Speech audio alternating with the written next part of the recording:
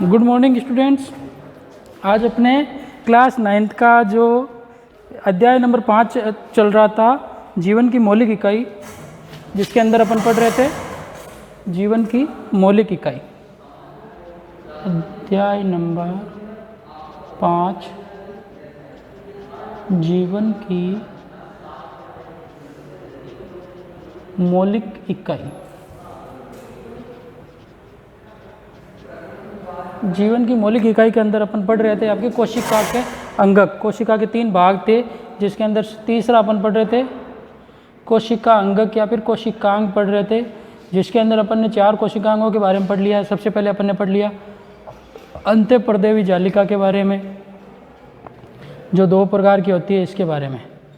फिर दूसरा अपन ने पढ़ लिया इसके अंदर आपके अंत्यपर्देवी जालिका के बाद में अपन ने पढ़ा जो आपके पाए जाते हैं गोल्जी उपकरण, उनके बारे में, गोल्जी उपकरण के बारे में,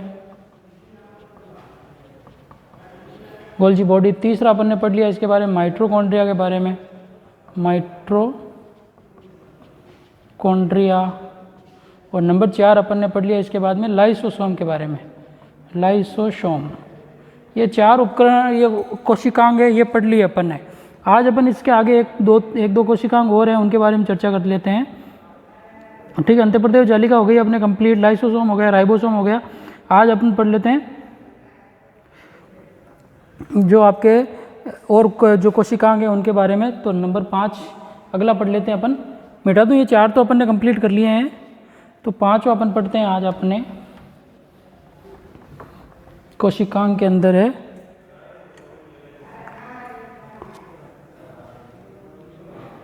प्लेस्टिड। क्या नाम है? अगला कोशिकांग है आपके प्लेस्टिड, जिसके बारे में अपन पढ़ेंगे कि ये आपके किस प्रकार का होता है, इसके अंदर कौन कौन से क्रियाएं होती है, इनके बारे में। यही बात समझने। तो अपन पढ़ते हैं प्लेस्टिड। तो ये क्या है? केवल पादप कोशिकाओं में पाया जाना। इसका सबसे अच्छा गुण है कि ये सिर्फ किस में पाया जाता है? आपके पादप कोशिकाओं में पाया जाता है। कौन सी कोशिकाओं में? पादप कोशिकाओं में पाया जाने वाला कोशिकांग है। तो यह है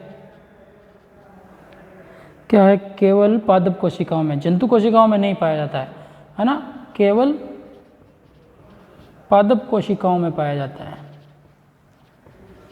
पादप कोशिकाओं, ये केवल आपके पादप कोशिकाओं में स्थित होते हैं। आई बात समझ में? तो पहला गुणधर्म होगा ये केवल पादप कोशिकाओं में स्थित होते हैं। दूसरी बात करें अपन तो प्लेस्टिड की। आई बात समझे कि प्लेस्टिड किस में पाए जाते हैं? सिर्फ पादप कोशिकाओं में पाए जाते हैं, जंतु कोशिकाओं में एब्सेंट रहते हैं, क्योंकि ये इनके अंदर वर्णक पाया जाता है। अभी बात करूंगा मैं आपके क्लोरोफिल वर्णक, जो क्या कहता है पत्तियों में हरे रंग के लिए जिम्मेदार होता है। तो वो वर्णक सिर्फ पादपों में पाया जाता है, जंतुओं में नहीं। अपने अंदर हरे क्लोरोफिल वर्णक थोड़ी होता, नहीं तो अपनी भी चमड़ी क्या होती है आपके? हरे रंग की होती है ना। तो इस प्रकार से अपन पढ़ रहे हैं आपके। तो दूसरा है प्लेस्टिड, क्या होता है? सिर्फ पादप कोशिकाओं में पाया जाता है। इसके अलावा ये इसके क्या होते हैं? प्लेस्टिड को अपन 2 भागों में बांट सकते हैं। कितने भागों में? 2 भागों में बांट कर पढ़ सकते हैं कि प्लेस्टिड और क्या हो सकता है। 2 भागों में बांट कर प्लेस्टिड को अपन पढ़ते हैं, जिसके अंदर सबसे पहले है आपके प्लेस्टिड के 2 प्रकार। अगली लिखो, प्लेस्टिड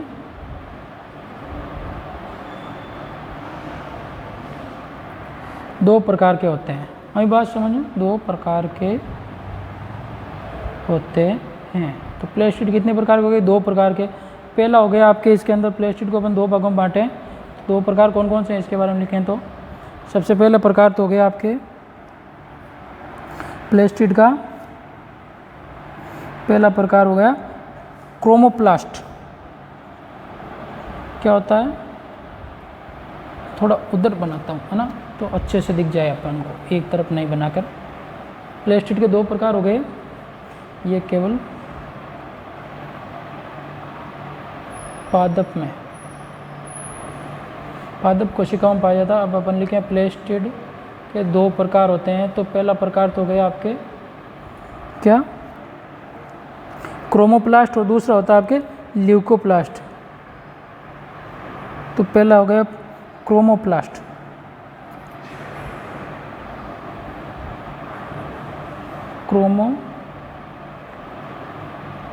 क्रोमोप्लास्ट और दूसरा हो जाएगा आपके ल्यूकोप्लास्ट। तो क्रोमोप्लास्ट और ल्यूकोप्लास्ट, क्रोमोप्लास्ट तो क्या होता है आपके रंगीन प्लेस्टिड है, क्या है रंगीन प्लेस्टिड, मतलब इसके ये क्या होता है आपके रंगीन होता है। और ल्यूकोप्लास्ट नाम से पता चल रहा है, ल्यूकोप्लास्ट क्या होता है आपके, ये तो क्या हो गया आपके रंगीन प्लेस्टिड, और दूसरा ल्यूकोप्लास्ट है जो क्या श्वेत या रंगहीन होता है। ये क्या होता है आपके श्वेत कह दो या फिर रंगहीन, कलरलेस होता है, रंगहीन कलरलेस रंगहीन प्लेस्टिड। तो ये आपके दो प्रकार के हो गए, पहला तो हो गया आपके क्रोमोप्लास्ट और दूसरा हो गया आपके क्या हो गया ल्यूकोप्लास्ट। आई बात समझ में, क्रोमोप्लास्ट और ल्यूकोप्लास्ट। अब क्रोमोप्लास्ट क्या होता है रंगीन होता है, मतलब क्या हो गया इसके अंदर कि क्रोमोप्लास्ट के अंदर आपके जो होते हैं जो प्लेस्टिड होता है वो रंगहीन कलर होता है उसके अंदर, और ये कलर होने के कारण ही इसके अंदर आप बात कर रहे हैं अपन कि कलर के कारण ही आपके क्या होता है प्लेस्टिड क्रोमोप्लास्ट।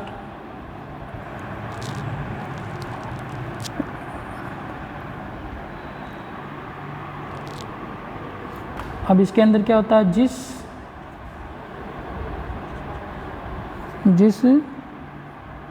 क्रोमोप्लास्ट में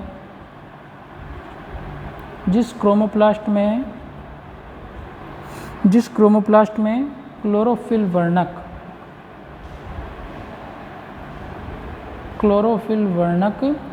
जिस क्रोमोप्लास्ट में क्लोरोफिल वर्णक होता है उसे अपन क्या कहते हैं, जिस क्रोमोप्लास्ट में क्लोरोफिल वर्णक होता है उसे अपन क्या कहते हैं, होता है उसे क्लोरोप्लास्ट कहा जाता है। क्या कहा जाता है, क्लोरोप्लास्ट कहा जाता है। आई बात में जिसमें क्या होता है आपके क्लोरोप्लास्ट कहा जाता। अब क्लोरोफिल वर्णक का कलर क्या होता है, हरा रंग होता है।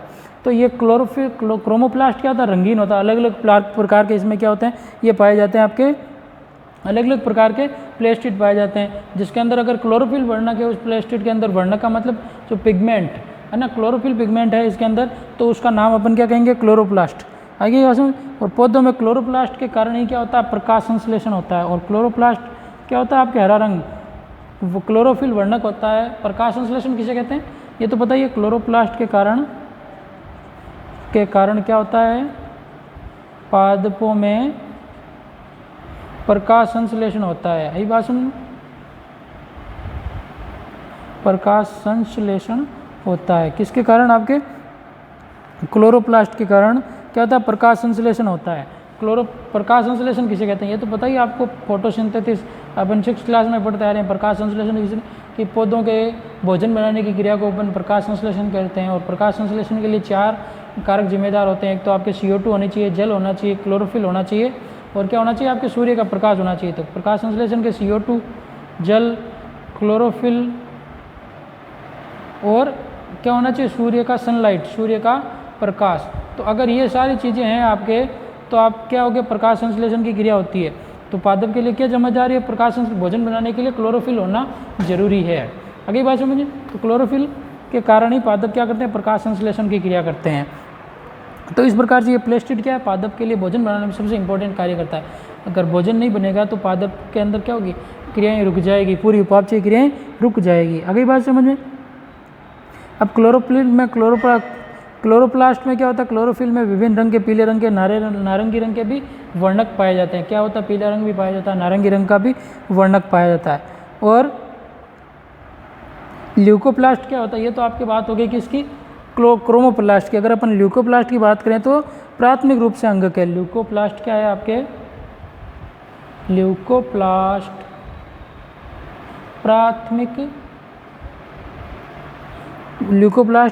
प्राथमिक रूप से अंगक है। प्राथमिक रूप से अंगक है किसका, पादप कोशिका का अंगक है। तो प्राथमिक रूप से ये पाया जाता है अंगक ल्यूकोप्लास्ट। और ये क्या कार्य करता है, जिसमें स्टार्च, तेल, प्रोटीन जैसे पदार्थ संचित होते हैं। इसमें क्या होते हैं, इसमें क्या होते हैं आपके स्टार्च के रूप में, स्टार्च क्या है, शर्करा, स्टार्च के रूप में भोजन संचित, मंड के रूप में, है ना। तो इसमें स्टार्च, तेल, इसके अलावा प्रोटीन, स्टार्च, तेल तथा प्रोटीन जैसे पदार्थ, प्रोटीन जैसे पदार्थ क्या होते हैं, संचित होते हैं। किसमें? ल्यूकोप्लास्ट में संचित होते हैं। तो इस प्रकार से ये प्लेस्टिड की बात कर रहे हैं अपन। तो प्लेस्टिड केवल पादप कोशिकाओं में स्थित होता है। प्लेस्टिड को 2 भागों में बांट सकते हैं। पहला होता है आपके क्रोमोप्लास्ट और दूसरा होता है आपके ल्यूकोप्लास्ट। अगली बात समझ में, क्रोमोप्लास्ट में क्लोरोफिल वर्णक होता है, उसको अपन क्लोरोप्लास्ट कहते हैं, जो पादपों में प्रकाश संश्लेषण मतलब भोजन बनाने की क्रिया में जिम्मेदार होता है। ल्यूकोप्लास्ट की बात करें तो ल्यूकोप्लास्ट क्या होता है, ये आपके प्राथमिक अंग है और इसमें स्टार्च है, आपके तेल है, प्रोटीन है, पदार्थ संचित रहते हैं। अगली बात समझ जैसे पदार्थ संचित रहते हैं। ये तो हो गई आपके प्लेस्टिड के 2 भागों की बात। इसके अलावा प्लेस्टिड के अंदर और क्या होता है, क्लोरोप्लास्ट की भीतरी रचना में बहुत पतली पतली झिल्लियाँ होती है, जिसे अपन क्या कहते हैं, स्ट्रोमा कहते हैं। और इसके अलावा प्लेस्टिड की बाह्य रचना माइटोकॉन्ड्रिया की जैसी ही होती है। माइटोकॉन्ड्रिया की तरह ही प्लास्टिड भी क्या होता है, अपना डीएनए और प्रोटीन का डीएनए तथा राइबोसोम होता है।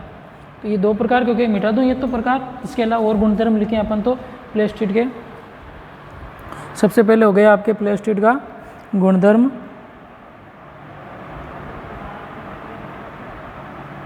सबसे पहले गुणधर्म हो गया आपके प्लेस्टिड के अंदर कि ये 2 प्रकार का होता है, क्रोमोप्लास्ट और ल्यूको। याद रह जाएगा आपको, सिंपल सी बात है। ये किस में पाया जाता है, सिर्फ पादप कोशिकाओं में, केवल पादप कोशिकाओं में। इसके अलावा प्लास्टिड क्या होता है, हरित लवक। इसके अंदर क्या होता है, आपकी संरचना के अंदर स्ट्रोमा पाई जाती है, ग्रेना पाई जाती है, थाइलेकोइड पाए जाते हैं, है ना। ये आपके डायग्राम दिए हुए नहीं है तो ज़्यादा डीपली आपको पढ़ने की ज़रूरत नहीं है। तो प्लेस्टिड की ये आपके 11वीं क्लास में पूरी संरचना है।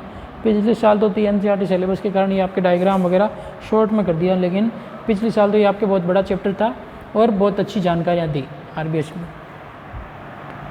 तो प्लेस्टिड यह क्या है,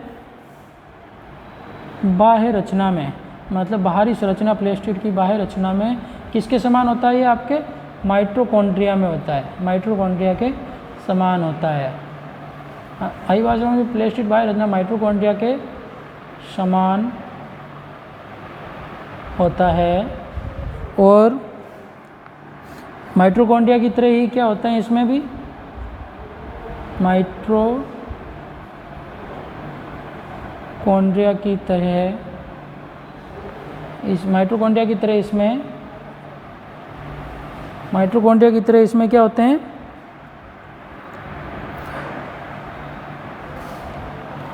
इसमें अपना डीएनए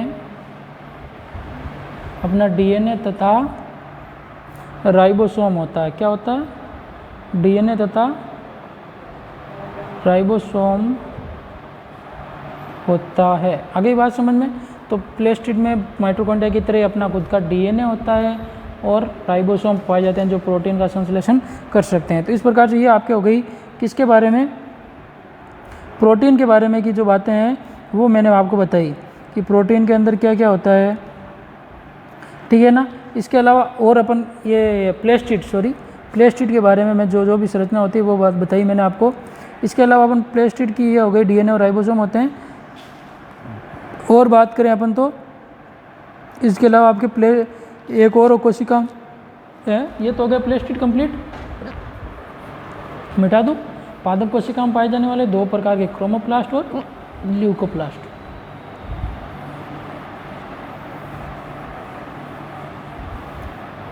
अब बात करें अपन तो अगला एक और है आपके रसदानियाँ।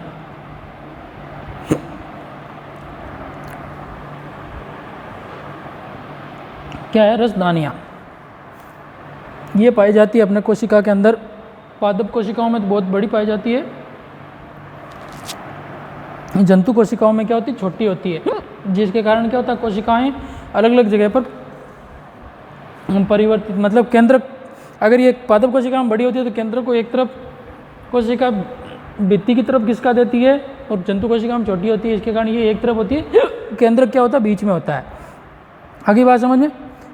तो रसदानियों के बारे में कुछ इंपॉर्टेंट जो फैक्ट हैं वो लिख लेते हैं अपन। इंपॉर्टेंट संरचना है ये आपके रसदानियाँ भी।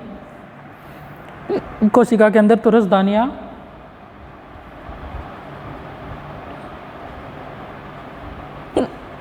ठोस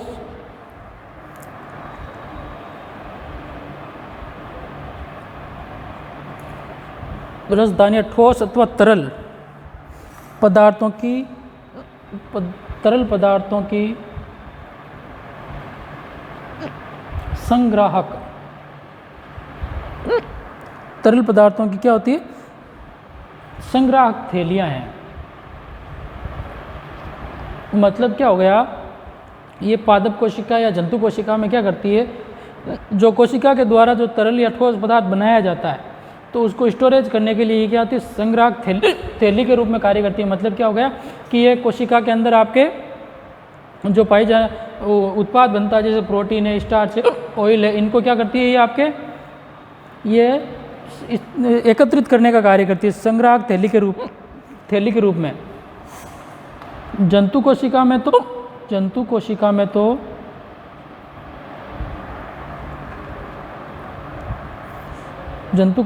रसदानियाँ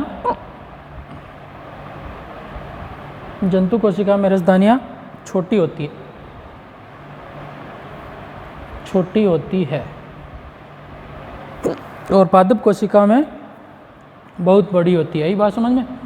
चित्र भी बनाया था मैंने, तो पादप कोशिका के अंदर ये बहुत बड़ी बनाकर बताई थी आपको रसदानी। जैसे ये पादप कोशिका थी तो इसमें ये बहुत बड़ी रसदानी बनाई थी मैंने आपके, और ये केंद्रक इस तरह बनाया था। और अगर मैं जंतु कोशिका की बताता तो उसके अंदर केंद्रक यहाँ पे बनाया था, रसदानी इस तरह ऐसे बनाई थी मैंने आपके लिए, छोटी बनाई थी। यही बात समझ में। तो पादप कोशिका में रसदानियाँ बहुत बड़ी होती है। पादप कोशिका में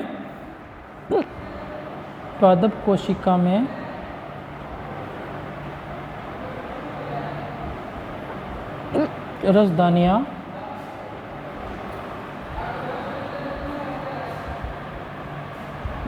बहुत बड़ी होती है।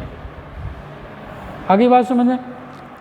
और क्या करती है ये, कुछ पौधों में कोशिकाओं की केंद्रीय रसदानी का माप कोशिका के 50 से 90%, मतलब कुछ कोशिकाओं में, कुछ पादपों की कोशिकाओं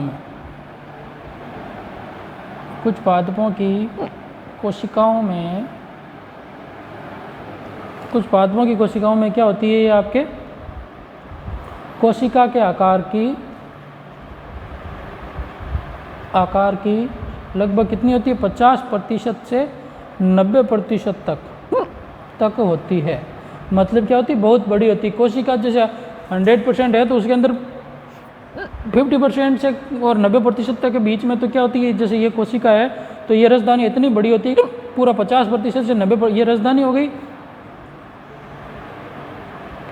और ये आपकी क्या होगी, कोशिका। तो क्या हो गया, कोशिका क्या हो गई, रसदानी 90% तक का भाग भी क्या करती है इसमें ग्रहण कर लेती है पादप का, कोशिका का। तो इस प्रकार से रसदानियाँ क्या है, इम्पोर्टेंट होती है आपके, कि ये पादप के अंदर क्या करती है, 50 से 90% तक का भाग पूरा घेरे हुए रख सकती है।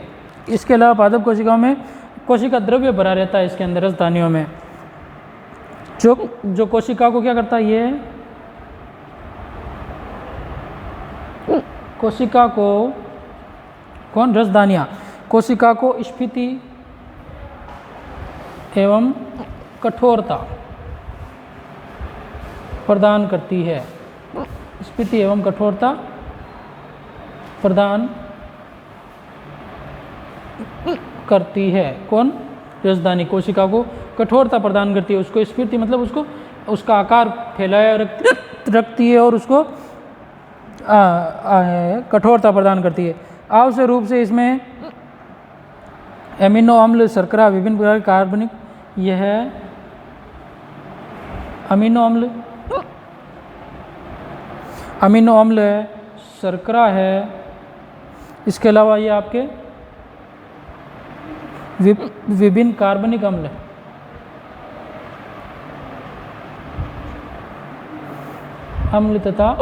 तथा कुछ प्रोटीन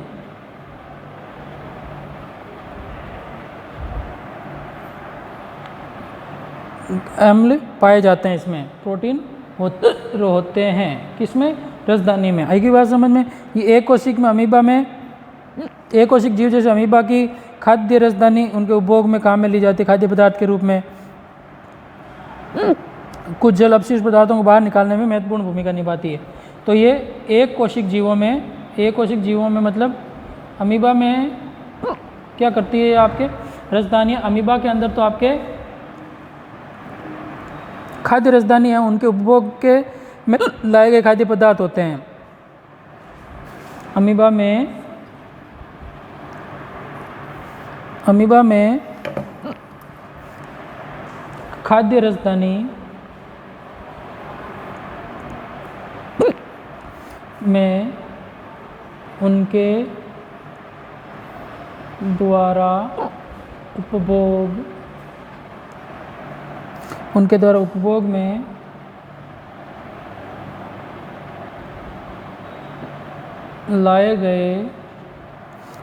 में लाए गए खाद्य पदार्थ होते हैं। तो एक कोशिकीय जीवों में तो एक कोशिकीय जीव जैसे अमीबा है, अमीबा में खाद्य पदार्थों एवं उनके द्वारा उपभोग में लाए हुए खाद्य पदार्थ इस रसदानी में होते हैं। तो ये रसदानी की कुछ इंपॉर्टेंट बातें हो गई आपके। रसदानी क्या होती है? ठोस अथवा तरल पदार्थों का संग्राहक थैलियों के रूप में उपयोग करती है। क्या करती है? जो कोशिका के द्वारा जो ठोस एवं तरल पदार्थ बनाए जाते हैं उनको क्या करती है? संग्राहक थैली के रूप में उपयोग में लेती है। इसके अलावा ये आपके जंतु कोशिकाओं में छोटी होती है और पादप कोशिकाओं में क्या होती है? बड़ी होती है। पादप कोशिकाओं में लगभग 50 से 90% तक पाई जाती है। ये कोशिका को कठोरता प्रदान करती है। अमीनो अम्ल और कार्बनिक पदार्थ अम्ल है ना, कुछ शर्कराएँ, ये प्रोटीन होते हैं इसके अंदर। और ये एक कोशिकाओं में खाद्य दाने के रूप में भी कार्य करती है, मतलब खाद्य पदार्थ इसमें स्टोरेज होता है। तो इस प्रकार से अपन ने जीवन की मौलिक इकाई के अंदर कोशिकांग पढ़े हैं। सबसे पहले अंत्यप्रदेय जालिका, लाइसोसोम, ये आपकी गोल्जिका, माइटोकॉन्ड्रिया, और आज अपन ने 2 पढ़े, एक तो प्लेस्टिड और एक रसदानियाँ। इनके बारे में जनरल इंट्रोडक्शन अपन ने लिया है। इसके आगे की बातें अपन क्या करेंगे और पढ़ेंगे। तो आज के लिए इतना ही। तो आज की क्लास में जो पढ़ा आपको समझ में आया होगा। तो जीवन की मौलिक इकाई के अंदर अपन ने क्या पढ़ लिया? केंद्रक पढ़ लिया, प्लाज्मा झिल्ली पढ़ ली और कोशिकांग पढ़ लिए। इसके अलावा जो भी होगा वो अपन क्या करेंगे? अगली क्लास में पढ़ेंगे। ओके, गुड लक, धन्यवाद आप सभी को।